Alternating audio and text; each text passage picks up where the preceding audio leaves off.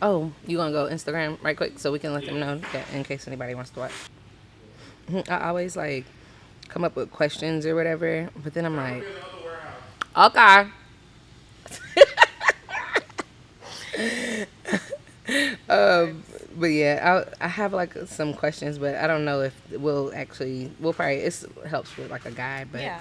I'll be asking some different stuff along the way. Oh, we're live. Okay, is anybody people on there yet? Takes like a little second. So it's gonna be on YouTube, Instagram, and then you're gonna like format it too. Yes. Okay. And do we do them on TikTok too? Do we share? So we share them to TikTok. Everywhere that short forms and reels can be at, we'll take the short form clips and put it on there and tag people on Instagram. But the live is only gonna be on YouTube. We're just going on live Instagram because more people see us on there, so they'll be like, "Come check us out." Okay, hey guys, welcome to the Urban Eden page, and we're about to hop on the Urban Eden podcast. So I don't know if you guys remember, but as of like our last podcast, we now do live podcast shows. So you guys can check out today's live episode right now if you head on over to YouTube. We're live on there currently right now. Today we are going to be talking to Demi from Traces of Akoya. She does y'all. incense making workshops, so I'm excited to talk about natural fragrances and scents with her, and just a lot of things that we have in common and find out more about her journey. So yeah, guys, if y'all got about an hour, 45 minutes or so to spare, then please come on and join us over there, YouTube Live. See you there. Y'all are live on YouTube. Taryn, remember Okay. that's your camera. It's zoomed in My on camera, you. It's boom, right here. Okay. the introduction. I'll zoom the camera back out. Okay. I'll get the go. All right. Peace all. Welcome back to another Urban Eden podcast. I am your host, Taryn Lewis, and I'm excited to bring this episode today to you guys. We're going to be talking about something that I love passionately ever since I started like soap making and learning about herbs. Fragrances have just become this whole new world for me, just as far as like finding out essential oils, their aromatherapy benefits, and then there's so many like ancient scents. It's just been around for a long time, but the whole world of like just natural senses, it goes deep. And since I've met Demi here, Demi from Traces of Akoya, she's going to be our guest today. And we pretty much got together and connected over our love for fragrances ever since we've met. And I'm going to start with my formal bio first and foremost, Demi, and then we're going to hop into the nitty gritty, okay? All right. Alrighty. Okay. So Demi Lizanne is a botanical resourcer, aromatic ritualist, and ethnochemist, as well as the founder of Traces of Akoya, a company dedicated to crafting holistic wellness experiences through the art of aroma. With a deep reverence for nature, culture, and conscious living, Demi blends ancient traditions with modern science to inspire mindful rituals and ethical self-care. What began as a childhood love for honeysuckle and nature soup has evolved into a purposeful journey of creating sacred, aromatic experiences rooted in culture, sustainability, and mindfulness. So let's all welcome Demi to the podcast. Thank you so much for having me, Taryn. I'm so happy to be here. I'm excited to have you because we talk already like here and there on Instagram and, you know, through messages about fragrances. So to actually like have a conversation and sit down and talk deeper and be able to share with others, like, you know, just our journeys with natural fragrance, I'm excited. This is needed. I'm Yeah, looking there's a forward lot to to unpack, and I feel like you definitely like set the tone perfectly because it goes so deep into so many different cultures, into so many different timelines. So for us to be here in this moment and the ways that we do it is very, very special. You know, I can't wait to talk about it. It's very special. All right, so I first met Demi. I'm gonna just tell you guys how I first connected with Demi. Of course, most of the people that come on the podcast, like I've connected with them in many ways, and I meet a lot of cool people. Okay, and Demi is cool. So we met. I went to the birth workers brunch. It was a birth workers brunch here in Atlanta, and Demi was a vendor at the event. And of course, I was drawn to the fact that she had an incense making kit. Yeah. I had been seeing on Instagram. I don't know if y'all been seeing my same feed or algorithm or what have you, but I've been seeing so many like incense making videos, and I had just already started to develop an interest in like incense because I'm like, wait a minute, the girlies are out here making incense. Like I didn't know that, and we out here rolling. It looked like a dope little ritual. So I had that interest already. So when I saw like she had this banner and it was like incense making kit, I was like, let me make my way over there to her booth and find out more about this incense making kit. And once I met her, of course, you see this beautiful smile. She was just a great spirit, and you had already known about me, I guess, because you were like Taryn from Urban Eden. Yes, of course I did. Like, Okay. I feel like you're honestly like a legend for me because like when I first started getting into my business, your business was blowing up, and like just to see like your growth, it just kind of gave me like, okay, it's possible. Like we're doing it. Our community is growing. Like there's different layers to this, and I don't know. When I saw you, I was like, need to talk to you as well. That's what's up. Wow. See, so everything was just already aligned pretty much. And yeah, from there we've built, but I think I bought like your solid perfume that smelled really good. And that's what I noticed about a lot of her products when I was looking at it. I was like, she uses natural, real fragrances. And that's just one of our things here at Urban Eden is like, we really pride ourselves on, finding out more about natural scents, things that come from plants, not like synthetic or, not synthetic scents for the most part. So when I saw that she was like using, I think the solid perfume had like jasmine and rose in it. Yeah. I still have it. I need some more. Smelled so good. And then come to find out that again she does the incense making workshops. So I think once we became friends on like social media, I saw that I saw other people making videos about your incense making workshops, and I think there was a class coming up soon, and I had messaged Demi and was telling her that I wanted to come to one, and so we made it happen, and I went to a class. I mean, the experience was like truly like once in a lifetime experience to make incense. And since then, I bought an incense making kit from her. So we're gonna let her. She's been giving me all this loving. Look, because you're really doing your thing. It's so interesting. Like I said, I had already seen people like talking about incense, and I do like soap making workshops, but I had never really heard about like incense making workshops. So without all of that, we've gotten to how me and Demi have connected. So I'm really interested to know more about. I want to start from the beginning, honestly. We've talked about things within business, but I want to know about Demi. Where are you from, first and foremost, and also, how was your childhood? Because you mentioned the nature soup and also the honeysuckles, which is a good childhood memory. So I need to know. Right. Okay, so I'm from Atlanta. I was raised in Atlanta, and I really feel like this is the place I've only really felt home. I went to New Jersey for a little bit for school where I studied cosmetic chemistry, and that's kind of where I got into more of the scientific elements of just really aromatics. And then from there, I also started to just kind of unfold into like my wellness and my spiritual journey. But as far as like my childhood, it really started with just our backyard. I grew up in this really beautiful castle-like house. Like I really felt like a princess as a girl. And at the same time, I was a tomboy and a little bit more like on like the earthier side. So I was always playing in the creek and just like, running around with the little neighborhood boys, just trying to keep up.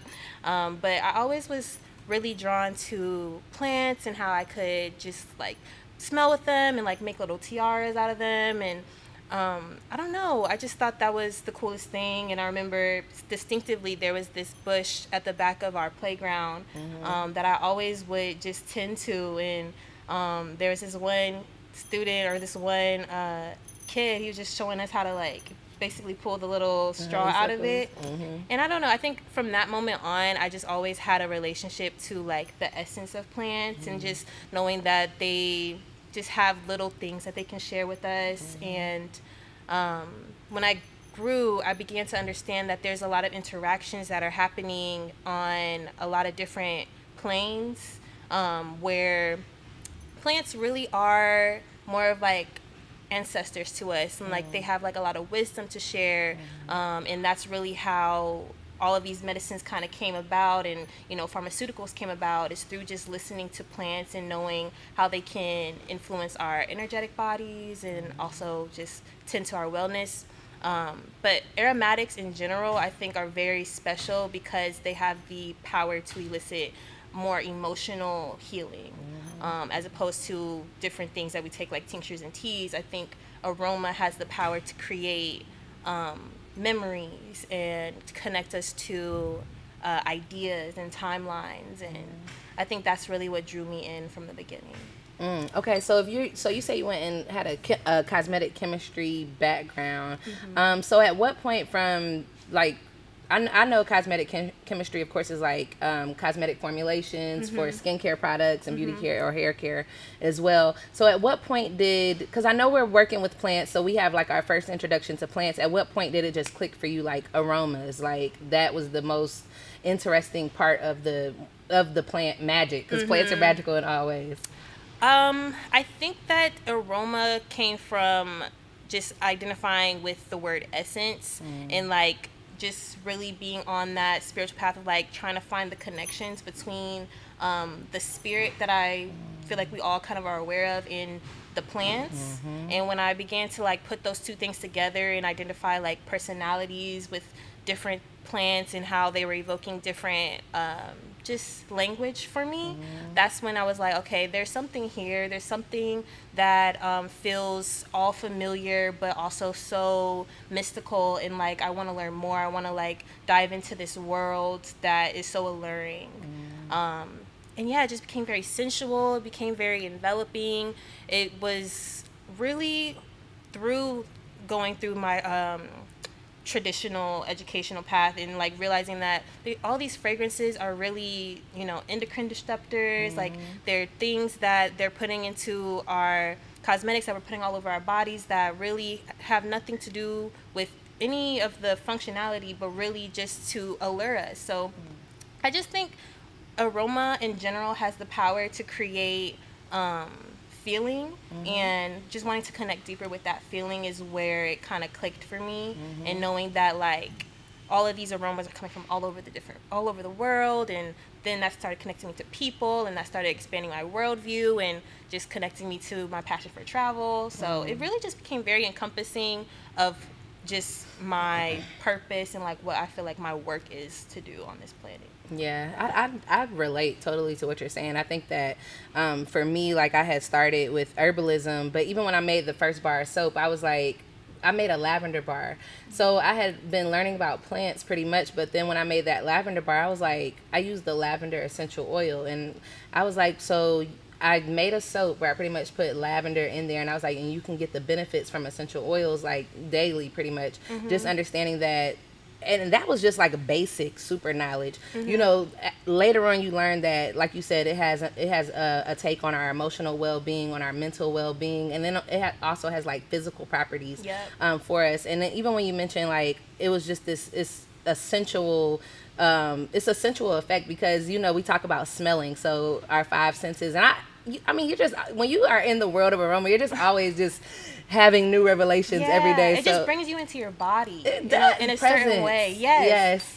And that presence, that centering, I feel like that's where we can get to all of our deepest truths, you know? So like when we smell something and it gives us that signaling, okay, take a deep inhale, go into your heart space, and then you start feeling around in there, you start bringing things up. And when we start bringing things up, that's like the first step to healing all of these other things that are, you know, causing dissonance in our lives. So yeah, for sure. Okay, all right. So we're gonna get deeper into smell, because I think I just want to kind of go deeper into like how even smelling something can just, you know, play a part on your brain and a different impact. But how did you get into traces of Akoya and say like, let me start a business, you know, doing incense and natural fragrances? Yeah. So from that expanded worldview of like realizing that all of these aromas that we love, you know, neroli's coming from India, you know, rose is coming from Bulgaria, lavender from China and France, and just, you know, all of these different places that it's pulling us towards. I was like, okay, so these are coming from the hands of people that have actual lineages connected to these aromatics, and just like the stories connected to that, like the history, just that was so interesting to me. And then realizing that in the fragrance industry, there's a lot of disenfranchisement that's happening because the fragrances are being sold at such a high ticket. The people that are actually harvesting it, they're getting a lot less than what Yep. the fragrances are actually being sold for. So it's just that disparity started to, bother at me and pull on my consciousness, because all of this is designed to be for healing. I feel like, aromatherapy is a healing practice.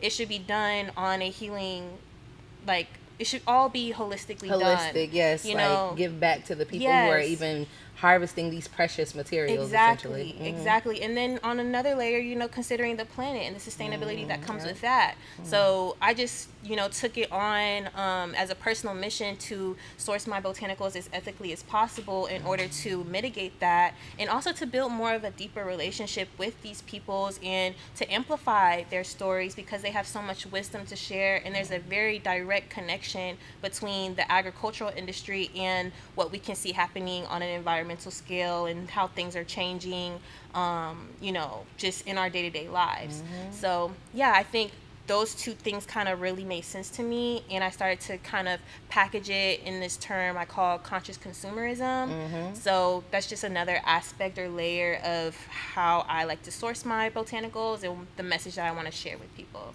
Okay, that's beautiful. That's beautiful, and I definitely relate to that, because it's like on one hand you want to utilize what the earth has given us and utilize those, but it's like even in having a business, it's like once you kind of continue to grow, then you're just constantly like using these earth's resources, and it's just like with, I guess, like with food as well, it's just like constant demand, and the demand is kind of taking over, and so it's just like we can get this for a cheaper price and sell it for this price, and it can be like a vicious type of cycle in a way. So I definitely appreciate like the sustainability, and I think, like you said, it's just that connection that you make at some point when you really care for like the ingredients. When we talk about quality, like you don't want like low quality aromas, and that's why I think even when it comes to like synthetic fragrances, and I get it, like it costs more and it saves more, but there's just something ancient, like you said, about using like frankincense.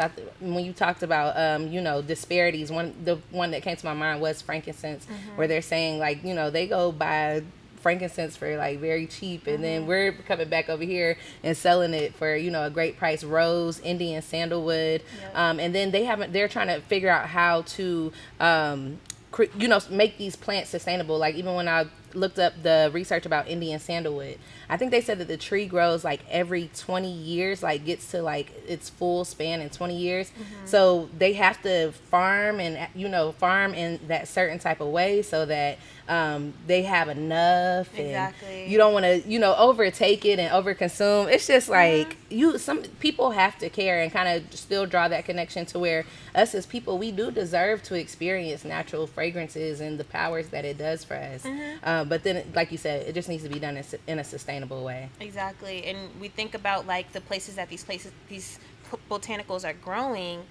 If you think about how they're basically at equatorial levels, so that's kind of where all of the environmental disasters kind of are hitting first in terms of global warming and all of the shifts in our climate. They hit there first, so that's why the price can be so much more expensive, and that's why the industry responds with creating replications of the scent and just adding different constituents to make it seem as though it's the single origin Indian sandalwood, but really it's a compilation of all these different aromatic constituents, which on one hand is a more sustainable approach, but on another hand, it also takes away from the botanical medicinal properties, but also the economical enrichment of what that community is bringing, because they are striked with all of these climatic disasters. They need even more investment and support at this time. So it's important to really be mindful that you don't even have to use the Indian sandalwood in the way that we use it. We can use things in more sparing ways, or we can use alternative botanicals in order to get the same effect but also support the ecosystem. Yeah, and that actually is good that even when you talked about like, because there's so many different species, like you said, it doesn't have to necessarily be Indian sandalwood. Australian sandalwood might take a little lesser of a time, and that just even made me think about rose, because we know like rose is extremely expensive, and I was talking to our distributor, and I was like, hey, can I want to get the best rose to put in the soap because like I want to use the best. And he was like rose costs way too much for you to be putting it into the soap and somebody washing it off. Yes, he was like, we not about to rinse this down the drain. And I was like, so you really have to honor and really understand like these. I think that sometimes we just take scent for granted. We take smelling and like actually really experiencing real natural fragrances for granted. Like this is precious. Yes, that's precious why I always material. love to say like aromatic treasures because it's really something to like value and to honor and to like embrace at very specific times when it's calling towards you. And when we get these treasures, we should use them sparingly, but we should also use them in an indulging faculty because that's what's going to kind of trigger that sensorial healing and to know that it's okay that it's gone. What do you mean indulging in an indulging way? Like, are you saying like so, I need to break down to that? Yes. So a lot of times when I sell people like my aromatic treasures, they're like, I still have it. I'm just holding on to it. I'm like, use it. Yes, it's you're meant right. to be used. Like that lack kind of mentality is what's holding us back. Like you can use it and it's okay when it's gone because there's something else for you to evolve into. So I think that there's a delicate balance of like using things that are designed in finite, but also realizing that we are here for a short period of time and there are things that we can experience now, opportunities of the now that we can experience fully that won't be the same if we hold on too tightly to what we think it represents. Yep. Okay, I know exactly what you mean, and that's actually I think you said buy the incense making kits from Traces of Akoya, buy the soap from Urban Eden, and you do. And I know even like with the soap, people will be like, oh, I just had it sitting in my closet forever and a day, but like you said, indulge in it, continue to buy it. I think that we buy perfumes, and even we have a greater reverence for even perfumes, and don't mind spending like money on perfumes. I'm like, if you buy designer clothes, just like you like quality like clothes, and we like quality food, do the same thing when it comes to aromas, especially like you said, because a lot of them have medicinal benefits. They're good for the emotions, good for like a nostalgia. Something might remind you of a memory in time or a person or something like that. Like scent is very powerful, so it's just like it should be something that's honored. And I like that you honor and talk about like ancestral lineage when people are like harvesting it. And it's just like, even every time I talk about an essential oil, I'm like, this is ancient. I'm like, no, this is real life, like ancient. They talked about scents in the Bible. Yes. Oh, you said it's technology. What do you mean? I mean that essential oils are the foundation of modern day medicine. So everything that we are using in the pharmaceutical industry is basically like the medicinal constituent of that thing. So then they synthesize it and they put it into a pill format, and then you take it because they can make money off of it and patent it versus versus the essential oils, which are a synergistic healing system. So they're not just targeting that one thing and that comes with all these different side effects. It's targeting your entire nervous system, your entire endocrine system. It's balancing out your blood pressure. It's listening to what your body truly needs to heal. So like when we're drinking our teas, what we're really getting the medicinal properties from is those phenols and the triglycerides and all the things that are basically breaking it down to make it fit into our receptors and for it to be able to heal us on a holistic scale. Shoot, you talking about holistic? I'm like, that gets down to like the cellular level, like literally, and that is really how essential oils work with us, is on a cellular level. Like you said, the terpenols and the flavonoids and alkaloids and different things in there that actually like work in synergy with our body to heal us. And one thing that this is reminding me of is just how plants can heal us. They themselves are, living beings. Most things are living beings in this world. They have their own spirit, like you said. So it's just like when they're surviving in their original climate, they're creating these properties, these fragrances, to ward off animals or insects, or to invite them in, and also creating these properties that are like antibacterial or antifungal because they have to ward off themselves from like the environment. And then in turn, they can share that information with us, like you said before. So it's just like like, that's what I'm like, it just went so deep. goes It, deep. it goes so, it goes so deep. And you don't even like think about how all of these indigenous communities, like that's their first line of combat, is to work with these plants and to like, you know, listen to them, to, you know, create these sacred brews so that, you know, all of these shared dreams are happening through the scent, through the memory of this botanical, and like, you know, the way that it feels on your palate, the way that it smells, the way that it wafts over your skin, like all of that creates a energy signature that gets embedded into our DNA, literally. And when we smell it, and when it like triggers these you know, memories, and like unlocks different synapses within our brain chemistry, that's what is connecting us on a humanitarian scale, I feel like. Because we all have it within us. We all have like this sacred code that I feel like is embedded within all of our genealogy, even though we have different ethnicities. There's something that we can remember, and that's what I like to think about when I, you know, indulge in aromatics, is like I'm in a remembrance process. Like every ritual is about connecting deeper to a state of being. So. That was beautiful. I love that. Okay, so my question for you then is, where I saw recently, or not too long ago, on, you know, just diving deeper. You know how you go in, once you find out about a person, you're like, okay, let me go into that Instagram, see what she's been doing. So I saw that you had went and traveled. I don't know where. I think you might have went to like Egypt or somewhere. Can you tell us more about like your travels? Because that is truly a goal of mine one day. I just feel like even with the raw materials and fragrances, to actually go visit the places where these come from and see how they harvest, and then hear their story and their history. So can you share your experience with me? Because I would love to hear it. So I'm very passionate about what I like to call essence expeditions. So when I travel to these different places, my objective is to find traditional knowledge holders, or just people that can relay some type of information or just insight into how these botanicals may have been used traditionally. So when I went to Egypt, I was very excited about just the bazaars and the markets, and they had so many different types of resins, like more resins than I ever seen in one place before at a time. But the thing about it is that they didn't have the language for me to be able to relay how those aromatics were used. Everything was just frankincense. Everything that they had, even though I knew this is not frankincense. Right, they just were saying. They just like, this is frankincense. They like, if you know frankincense. Okay. Yeah, they're like, this is frankincense, and like, just because they want to sell you and all these things. But there was this one Sufi master, and he was very knowledgeable and had the language to share.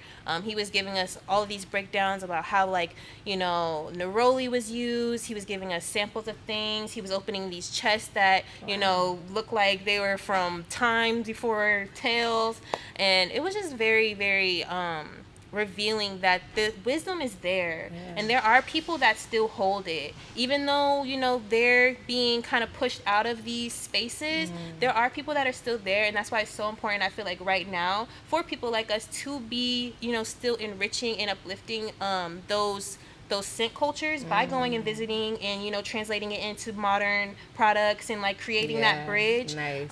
Because those stories, they need to be told. They need to continue to have digital real estate. You know, they're not tech savvy. They're not going to be on Instagram relaying this information the way that it can be relayed to uplift it. Like, it's our job. Yes. So yeah, that was a part of that, and that's something that I'm really looking forward to, and that we can do together. Girl, I was about to say, I need to go on one of these expeditions. Yes. Because, again, I want to just be able to go and experience that. I feel like maybe, too, here in America, just with, like, I know personally, like, my lifestyle and just learning more about essential oils. Like, I'm getting the essential oils from a place, but I actually want to, like, I want to connect and see actually where it's coming from. Like, see its original. You know, it's like when you get to know somebody, you're like, okay, I want to see where you come from and all that type of stuff. So that's how I feel with the scents as well. And I just feel like you said, every scent has a story to tell. That's so exciting. Did you only go to Egypt, or have you been to other places? So I've been to Egypt, I've been to India, and I've been to Turkey. Okay. So those are like just the main places that I've gone that have had like the bazaar culture, where I kind of can like find ways in. But I'm in communication with a lot of different people, just a lot of different suppliers that I have, and we have a lot of plans. It's just a timing thing at No, this for point. real. It's a lot of work. Yeah, it's a timing thing. It's a financial thing. Yes. So I'm definitely like planning on doing that as soon as possible. And just if there's any opportunities that come up for you, let me know, because I will I'm definitely let very you know. excited. I've been exploring. I'm like, I'm ready to like. Look, I ain't took a flight over like 5 hours or whatever, but I'm ready to go out and just like really experience these places, and just develop a better gratitude for, you know, these scents. Okay, so you mentioned resins, which from learning about incense from you and just learning more about aromatics, I've been also hearing more about resins myself. Like frankincense is you know, frankincense and myrrh, two that we know. I'm pretty sure that there's like tons more. Yeah. But I also heard that like resins were some of the original like aromatic medicines as well, within themselves. So can you tell us a little bit more based off of what you know about like resins and how they have Sure. medicinal benefits? Yeah, so when we think of like smoke was really the first line of combat in ancient times. When people were getting sick, the first thing they were thinking about was like, you know, entities. They were thinking of it on a more spiritual scale. So their line of defense is fumigation, is, you know, eradicating the negligent force. So like that came through the smoke, through burning resins, but that was also a form of consecration, of creating a connection, a direct connection from, you know, earth to the heavens. Yes. So like that would carry their prayers, and their prayers often entailed healing and, you know, being better and having better opportunities. So I think that's kind of where that first line of defense or first medicinal property comes from. But if we think about cultures where, you know, smoke is used in like smoke baths, like it's kind of like a hygienic Clearing, thing yes, as well. Like for the Namibian women of the Himba tribe, like they use smoke to basically bathe. And then I know a lot of smoke is used in South American cultures, especially in like sweat lodges and things like that. So Yeah, I've experienced like the essential oils in the sweat lodges here as well. I'm like, it's definitely a transformative experience. yes. So that's what I think of when I think of like smoke as a medicinal tool.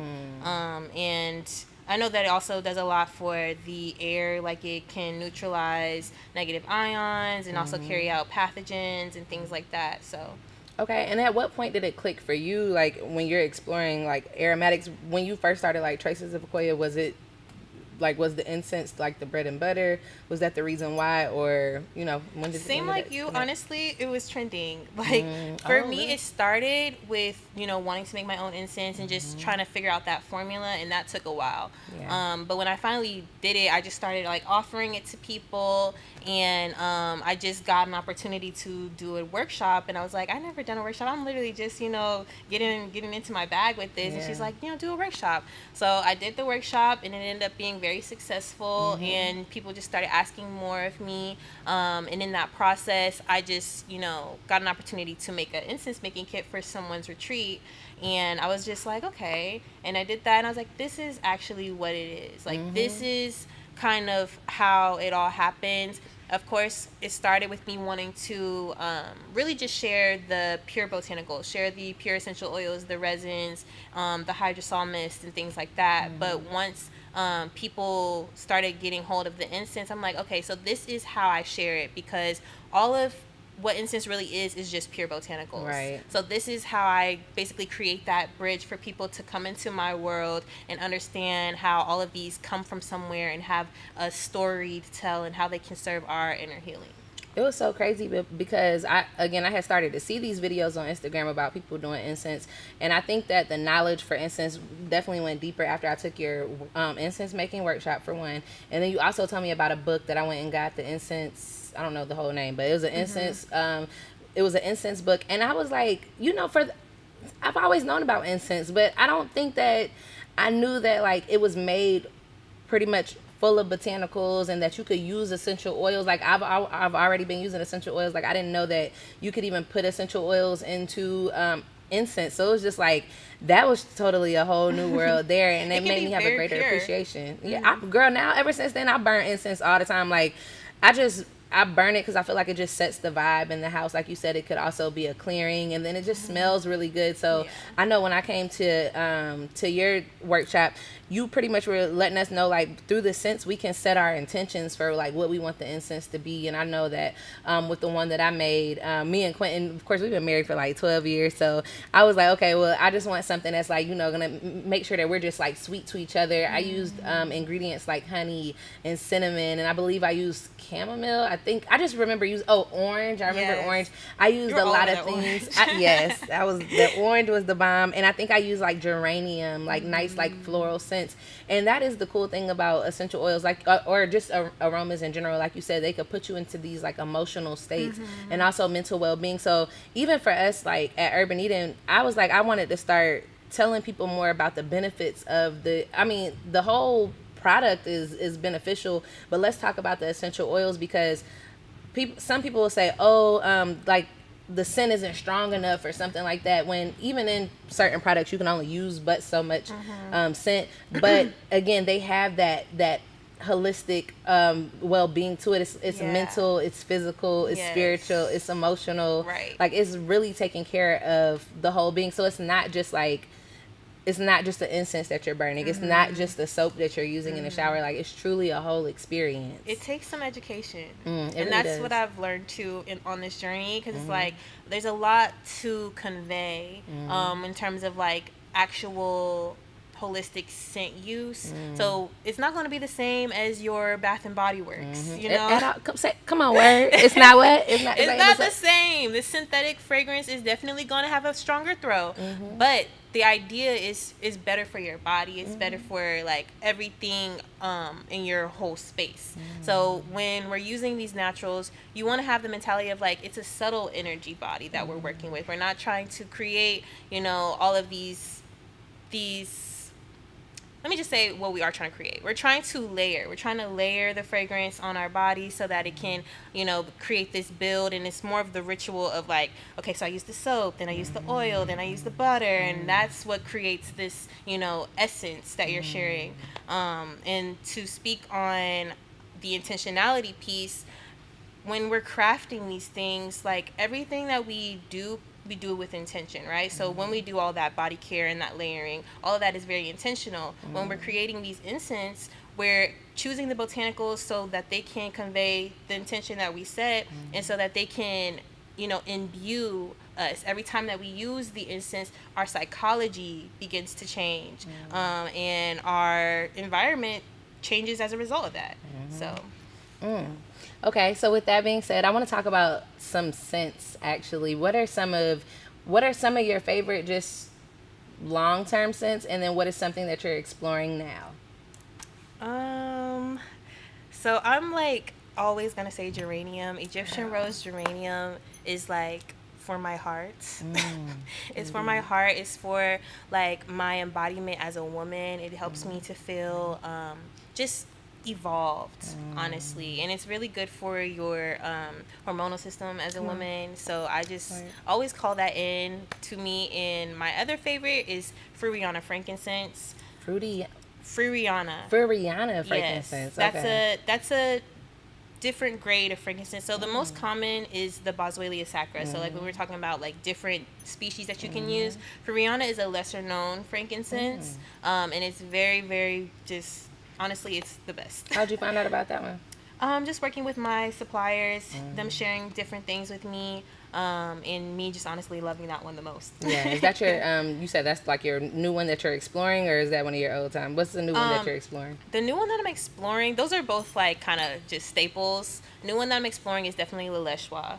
I think at the workshop that you had introduced that one. What can you tell us a little bit about that? Because that was the first time I had heard of that one, and I think I might have used it. I think I used it in my incense. I can't remember, but it's it was basically a good smell. an East African herb, also known as African wild sage, and it grows in like a bush. Ours comes from Kenya, and essentially it's really just good for expelling. It's good for repelling mosquitoes, but like in terms of plant spirit, I think it's very uplifting. Like, it's kind of like gives me this bubbly feeling. I would say that it connects mostly with, like, you know, your throat chakra. It's just uplifting in that way. Okay, I know exactly what you mean. And just even for our people listening in, a lot of the scents, they really have the power to like uplift the mood, make you feel good. Some of them have the power to stimulate the mind, get you going. And then we also know, like, just one of the most common, like lavender, a lot of them can make you feel relaxed and grounded. I did also want to mention how you were talking about geranium. Girl, like, I was at an event yesterday that was for women, and I had stepped out, but I had met I don't know if it was mentioned, but I had meant to mention to them, because we were talking about hormonal balance. I wanted to be like, and don't forget, I just wanted to be like essential oils, because we're talking about herbs. I wanted to be like geranium essential oil. I'm taking an aromatherapy course currently to become a certified aromatherapist, and I've just been learning so much that like geranium essential oil is really one of those essential oils that, like you said, is for women. They were talking about clary sage and how that helps with like contraction. So I've actually been exploring like using clary sage like when I'm dealing with like my monthly cycle and dealing with cramps, and just rubbing like a oil in my womb space, and pouring that intention to say, hey, I'm looking for some pain relief, some healing. But just to find out that like essential oils just, I mean, the healing just goes so deep. Yeah, it's hormonal. programming. To work on the hormones is like we said, it's a cellular level as well. Okay, so I know that when it comes to any kind of like art of the nose, I read in this book that they said it's like, you know, listening with your nose. And so that made me want to ask you, like, when you're like smelling the fragrances, what is that process like for you? What is, like, even when you're thinking about different products to make, and hey, this is what I want to include into my workshops and into my kit, like, what is that process for you? Right. So something that I don't like share enough is that I also do botanical perfume, and that's something that's really where it started. I started with botanical perfumery, and I was studying it, or like how I began that process was I created this worksheet, and I think I told you about the worksheet. Is basically like just a breakdown of everything that I'm gathering from that one aromatic material. So it's very meditative to just like put a aromatic on a scent strip and just to smell it like throughout the day, just how it keep changes, smelling it, and just seeing how it unfolds, how it communicates, how it has a dry down, and all that different there's different elements of scent.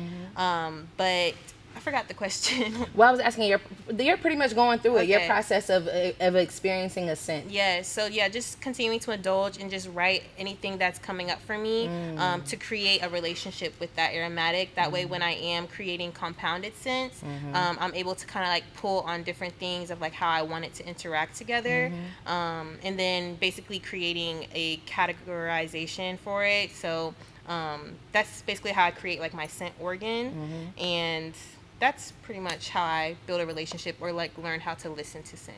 That's dope. I relate. I know what you're talking about. I mean, you definitely got to listen with your nose. And before I want to go into this, I want you to smell some of our oils. But before then, wait, did I just lose my train of thought, Lord? Before, I want you to smell these oils, but then we were talking about scent. I forgot. So it'll probably come back to me. Yeah.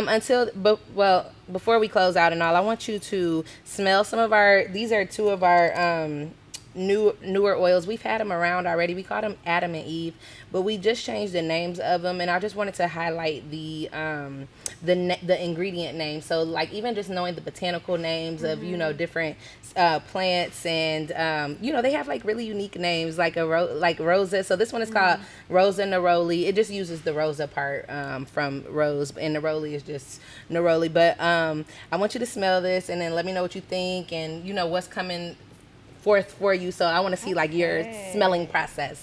Yes. First of all, I love your packaging. Thank you. Okay. This one is okay. I want the gold embossed with the leather. Okay. With the all right, baby steps. Yes, baby steps for right now. But you know what's inside the bottle is definitely most important.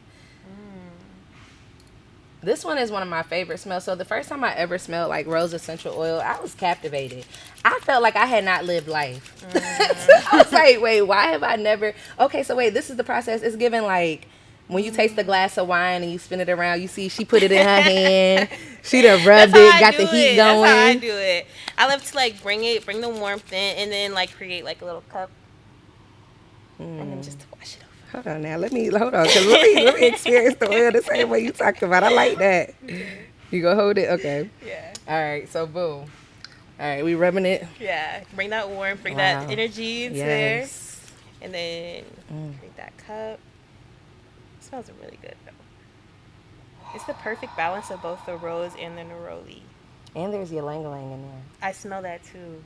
Ooh, it smells so good. And you know, when I was reading about ylang ylang, I don't even. Okay, so we did a customer appreciation event, and I just was like, I know I wanted to come out with something like super high quality, and I knew that I had to use rose because, like I said, ever since I've been found out about rose, I'm like, I just want to incorporate it more. I can't use it in a soap, so I'm like a body oil, Well, we do use it in a soap, but we used Rose Absolute instead, something a little more affordable. Yeah. But we use it in the body oil, and of course it sits on the skin as well. But I was like, okay, rose for sure. Neroli is just like another scent that's just intoxicating to me. And ylang ylang, when I first read about it, I found out that ylang ylang is considered a complete and perfect perfume. It has top, middle, and base notes. And I was just like, I mean, and it's some scents can be like peculiar, you know, and when you first smell it, sometimes it can be like, what is this? And then, you know, as you, like you said, so as the scent can goes on, it's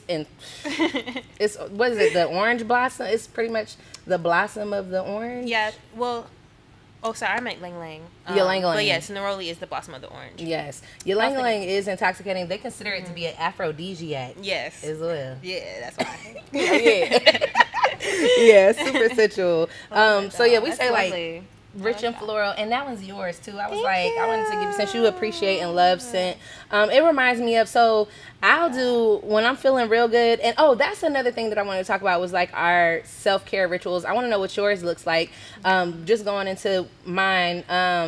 See, but when you mention indulge, I was like, the Eve is like something that I feel, or the Rose and Neroli is something that I feel like I use, I use it at home too because, you know, rose really makes you to feel self-love and confidence and feel that heart center.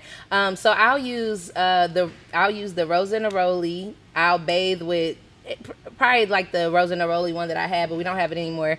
So I probably like use a lavender. The what is yours? The solid perfume. It's like the I call it the Botanical Bliss Bomb, but there's 3 different ones, and I think you got the Jasmine Rose. Girl, that I put on my wrist and on my neck to just continue on like layering just more rose. Like if I just want to smell like a flower, and then I'm using the body oil, and then I'm putting on like a rose perfume. And that's how you do natural fragrance. That's how you do natural fragrance right there. Yes. So it's like it's more potent, but you know that you can feel good about like each layer of fragrance that you're putting on. And then I know when we went to we go to this place in Miami, you got to check it out. It's called Osme Perfumery, and the guy there is just like really interested in scents. And when we first went, Quentin was like, well, you know, what do you have for guys, and you know, what do you have for girls? And he was like, well, first of all, like scent is not necessarily like this is for guys and this is for girls. He was like, it really comes down to our pheromones that we produce, and when we put the scent on us, that it actually creates like this unique scent to our own selves. Exactly. Okay, so I was like, okay, that was mind blowing. So then, you know, after that, now me and Quinn said, you know, there's no cologne and perfume, like it's just all one situation. I think that's totally fair. I think there's a lot of masculine perfumes or colognes that I love to use, and for me, I really love using just anything natural. So mostly I start with the shea butter, and then I love cocoa butter as well. Usually I'll use like cocoa butter in the winter. Cocoa butter smells so good too. It's so lovely. And then I love to go with my Botanical Bliss Balm, and then for me, I'm using right now like more fragrance oils because I found that like growing up in Atlanta, like you gonna come across a fragrance oil. Okay? Hello, at the African stores, the Muslims, everybody sells it. Everybody sells it. And as much as I'm like, what is in this? I just feel like there's something nostalgic about it. So like I'm on my fragrance oil tip right now, but I also have a botanical perfume that I made that's alcohol based, and it's called Choice of Direction, and I like to add that on when I'm wanting a little bit more of like that intention. Pizzazz, Yeah, and I'm just like, when I really just want to stand in, like, I'm going exactly where I'm going today, I'll use my choice of direction, botanical perfume. But that's pretty much it for me. Mostly, it's not so much about the layering of fragrance, is more so about like the self-care acts. So like I love doing my rose clay face mask. I love using my rosette body scrub. And those are basically the two that I'm working with right now. But we also offer Urzuli black soaps, which are infused with essential oil. So that's something that I use frequently. But I kind of switch it up. I just use whatever I feel like using. Like, I'm just gonna be smelling good. Yeah, just good. Pretty much. That's the vibes, and that's what I shout out to Kenya, who I also had on the podcast, just talking about sacred spaces. But I recently was looking at one of her TikToks, and she's very much into like, she builds like earth clay ovens. She has like this apothecary. She has this outside kitchen. But I saw her TikTok, and she was like, she was showing like her routine, and she was like, this is how she glamorizes her life. And she had like antique perfume bottles, and she had this antique vanity, and she was sitting in front of her vanity just like taking care of herself. And I said, yes, girl. I'm like, this is how we should be like treating ourselves, calling it in that right self-care ritual. We are glamorizing our lives, okay? Like, we are just that it's Every okay step. with every step. It's okay that we're sitting in front of the mirror, just like, doing whatever feels pretty to us. If it's doing your eyes, putting, like a little pop, a little eye pop, a little lip pop, a little smell good on your neck, and powdering, and just doing your hair and making sure that you look good. Like, that should make us feel good. We already go through enough in life, enough stress. It's just like, make yourself feel good, groom yourself, and just be like, even when you're going to bed, like, it doesn't even have to be like to go out. Like, I love using the solid perfume before I go to sleep, like putting it on my pulse points, and that just gives me like just the sweetest dreams and the sweetest feelings in my body as I'm going into restful states. Like, all of this self-care movement, I feel like, is about creating a deeper relationship to comfort in your body and like really feeling embodied in every moment. So it's like you did the work to show up fully right here, right now. So yes, and you go to sleep feeling like $1,000,000, or you can take on the day just feeling good. Like, there's this ongoing joke. It's like, oh, nothing was wrong with me. I just needed my hair done or something like that. Like, really, when you take care of yourself, it just makes you feel like you can take on anything, and you just feel more prepared. And it's just good for your mental. And it makes you better for others as well. Others, like you said, that emotional well-being, and also helps with, like, even when we talk about like using something like rose, just the confidence that some different essential oils can give you, or natural fragrances, or even just like we'll talk about like this one, Santalum. Smell this one. Santalum, this is made with Indian sandalwood. It also has patchouli. It has cedarwood in it, rosewood. So this one be a little bit more masculine. Yeah, so it's a little bit more masculine. So that was the vibe of it. But it's also just more like this grounding. And actually, it's so crazy because when I even think about like the dynamic of like me and Quentin's more like very stable, very grounding. And then, I'm more like, soft life and making the house a home and different things like that. So it's just like, it's complimentary. I love both of these very much. Good, you can have this one too. Yay! Yes, those are some smell goods. And that's what I'm saying. Even if a person resonates with, earthy, woodsy scents, or if you resonate with floral scents, me on one hand, I love like when you have that appreciation for a scent, you pretty much end up loving like the majority of scents, as long as they're not like, something that's harsh or offending to the nose. But for the most part, like, you see the beauty in something that's citrus or something that's woodsy. Because, like, even when I first started making soap, like, patchouli was really like that hit or miss. And patchouli kind of has a bad rep, like, oh, it's for dirty hippies. Yeah. And doesn't smell good. But then when you like really smell like really good patchouli, it's just like, this is top notch. There's different layers to it for sure. There's definitely like grades to all of these aromatics. I really love to think about, when it comes to grading, I really love to think about creating different entry points into like how you engage with it. So like, I wouldn't use the grade A patchouli for like you said, the soap. I would use it definitely for like more of a botanical perfume, something I might use every once in a while. And then for me, it comes down to that type of interactions when I'm using resins in particular. So like I use a black frankincense, and that's considered a grade B frankincense, but really it's a grade A to me because it smells so good. It's very unique. You can't find it everywhere. So like even though it's not like that highest grade, it's still something that like gives me that feeling of indulgence and luxury. So it doesn't have to be the best of the best, but it does have to be, you know, something that you don't smell too often or that can be seen as rare.